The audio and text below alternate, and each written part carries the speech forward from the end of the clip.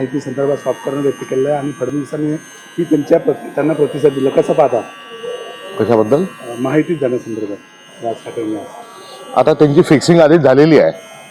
आता बघायचं पुढे कसा कोण उठकीस करवड भेटता तो आगे पाहायचं. पुतळ्यांसंदर्भात झाले का असं आपण आरोप केला. काय या संदर्भात त्यांनी डाव्या कालवा जो आहे खडकपूर्णाचा, या डाव्या कालव्याच्या अनुषंगाने त्यांनी प्रशासकीय मंजुरात आणि सुप्रमाही प्रदान केली होती. त्या घटनेचा मी साक्षी आहे. आणि आता ते म्हणतात की ते पाणी दिलं जाऊ शकत नाही. त्यांचं हे जर विधान आहे त्यांनी एकदा तपासून बघावं.